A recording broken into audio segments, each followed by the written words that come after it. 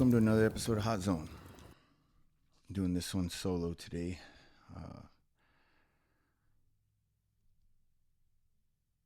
This one needed to be done, in my opinion. Maybe it's just for me. Maybe I just need to get some things off my chest. But in the wake of all the craziness that's happened over the past week, I felt that this was something that needed to be done. For those of you who know, unless you've been living under a rock or don't have social media, that's understandable, but a man by the name of Charlie Kirk was assassinated on September 10th while doing a open forum debate at a college campus in Utah at the age of 31. He's a father, a husband, a son, a friend, and he was perhaps one of the best political minds that we've had. In my opinion, he is a generational talent. He is somebody who we probably will never see that was able to reach people in a very special and unique way. He was a Christian. His evangelism, his apologetics were on point, perhaps some of the best I've ever seen. And he was a political activist who openly welcomed free speech. You know, he would do these events where he would go around to college campuses and he would welcome people. Many of them supported him, but other times they didn't. And he stood on that. He stood there willing to debate and willing to be surrounded by people that didn't agree with him. Because he believed in the Constitution and he believed on the foundational rights that we have as United States citizens, as Americans. He was often demonized, and part of that is just because when you don't agree with people, when you tell people the truth, and sometimes that truth doesn't align with their lives or their truth, then they tend to demonize you. And they tend to hate you and dislike you and try to discredit you.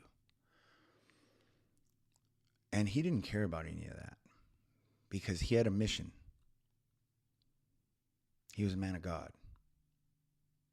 Before anything, that's what he was.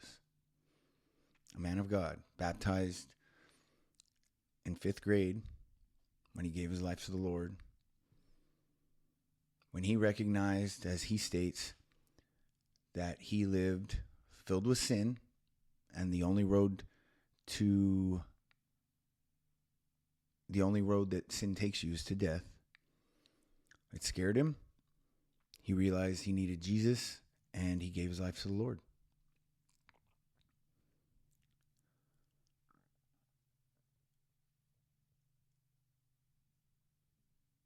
He didn't go to college, but was perhaps one of the most educated people that I've ever heard speak. He knew the Constitution. He knew the laws of the United States, forward and back. He knows the Bible, not only the stories of the Bible, but the actual history of the Bible. He studied the wording of the Bible, the Greek, the Hebrew. He understood the historical proofs, the archaeological evidence that the Bible could be supported on. Like I said, he was a very talented man, and his life was cut short because people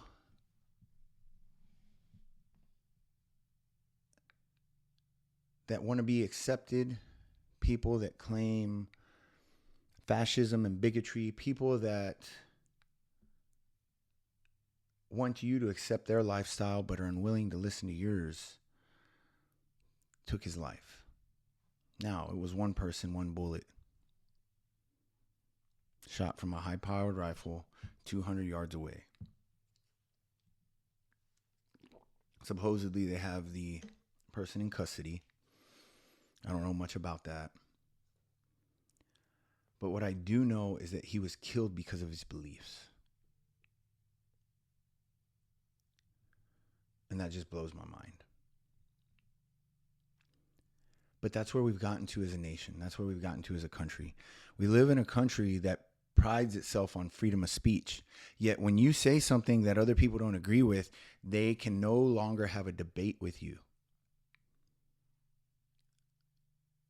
They'll just hate you.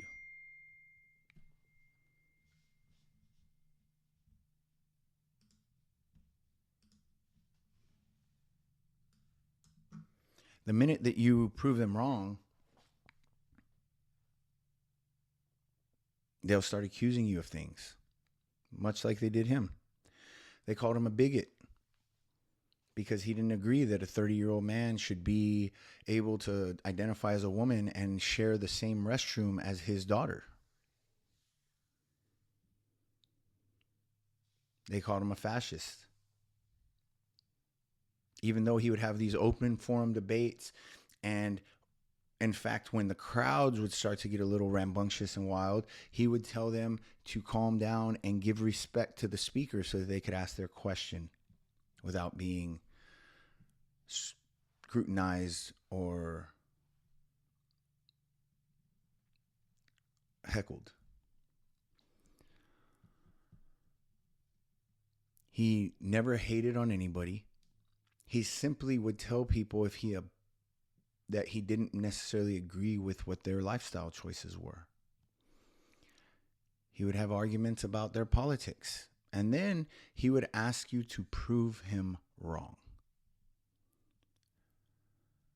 You know, that's the thing. That is what he stood on when he went to these campuses. That was one of his slogans. He had it on a big banner around his tent. Prove me wrong. And he often wore a shirt that said freedom because that's what he believed in. He loved the fact that we could have a discussion in a country and have differences of opinions and not hate each other for that. He loved that we could have these open forum debates where people who are willing to burn flags and stomp on flags and talk about the government and make threats at the president. We live in a country with such freedoms that we are so, we take for granted. We are so oblivious to how lucky we are. I mean, we literally have people coming from other countries trying to come to our country, yet we talk shit about how bad our country is. You hear all these celebrities threatening to leave.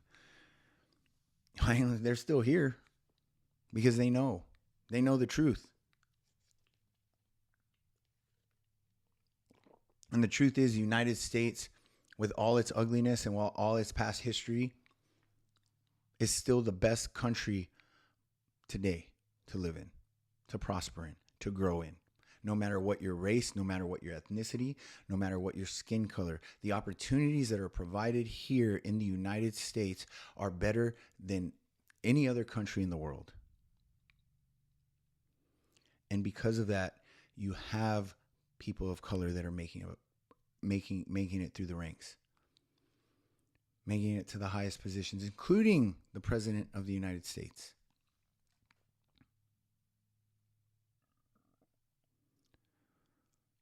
Try to burn a flag in another country. Try to make threats at the president and see what happens. They ain't just going to throw you in jail. They're going to execute you. We have people that live with different lifestyle choices here. Some of those lifestyle choices, they'd be thrown from buildings from in other countries. Because there's no tolerance. And maybe that's the word that I'm looking for, tolerance. We have one side of the equation that is yelling for tolerance, yet they are the least tolerant. And this assassination is exactly proof of that.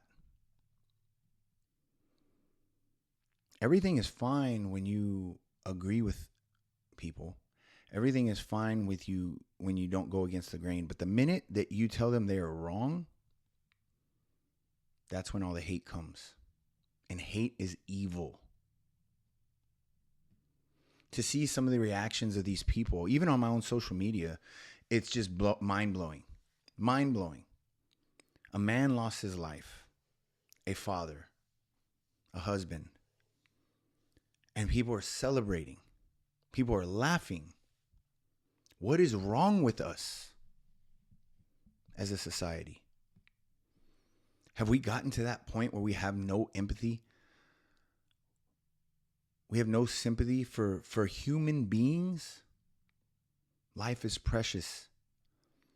And we seem to have lost reality. We seem to have lost touch with that.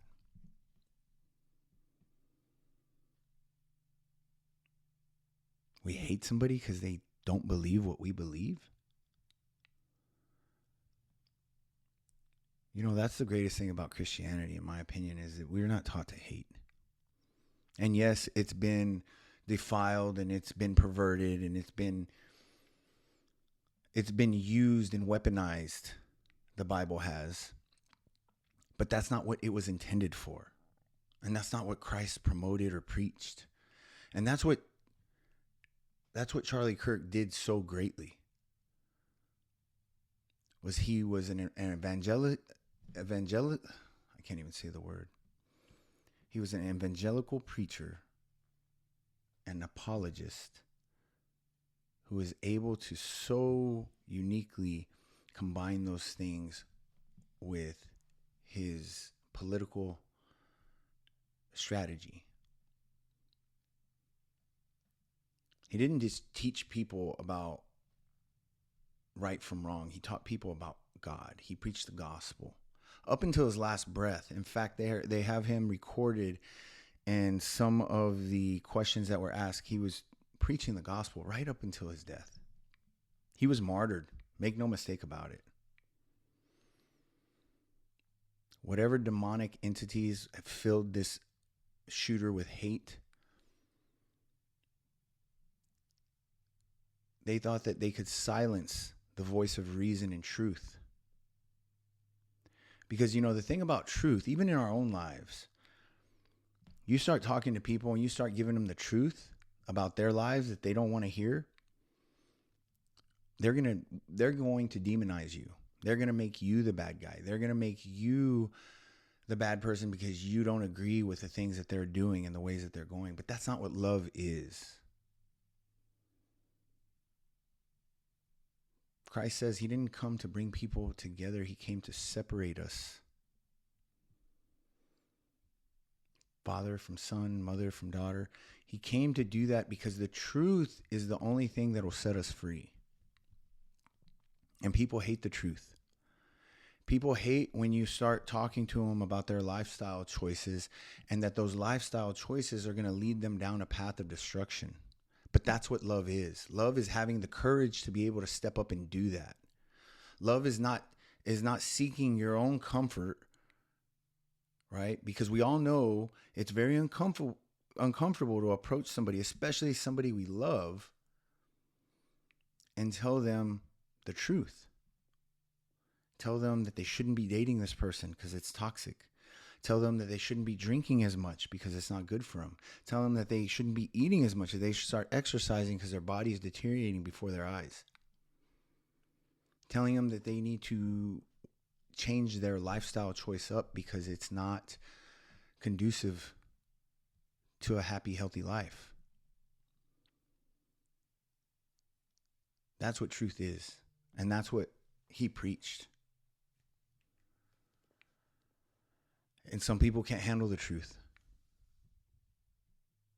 Some people think that by silencing him that they somehow did good, but in reality, they don't realize the storm of support and the uprising amongst the youth that they have started. Because even in death, his voice is not going to be silenced. His voice is louder over these last couple of days than it's ever been before, and I don't see that slowing down. For those of us who are believers, we know that he's been welcomed. His mission, his race is complete, and his reward, he's receiving his rewards. As hard as that is to believe here, or to feel here, because he's no longer here to motivate or inspire with his words, but it's our truth. And I find comfort in that truth. I had a good friend that is a mentor of mine send me a message almost immediately. He said, on Charlie Kirk passing, Psalm 116, verse 15, precious in the sight of the Lord is the death of his saints.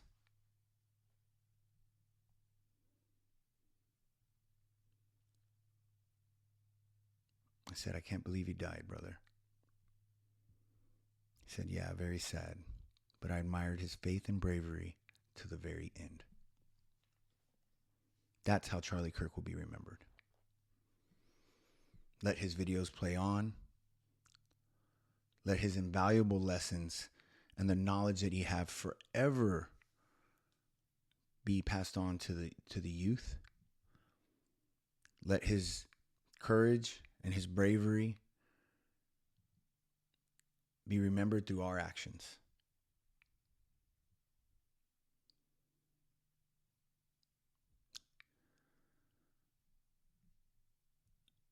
Most of all, in all of this craziness, all of the anger, we have to remember vengeance isn't ours. Anger is evil.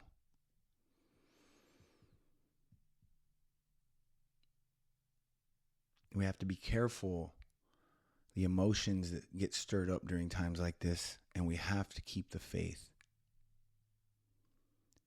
And we have to remember that no matter what has happened, when you have faith and you have hope and you know God is just, you know that it's according to his will, and you know that in the end, we can't see it with our human brains, but in the end,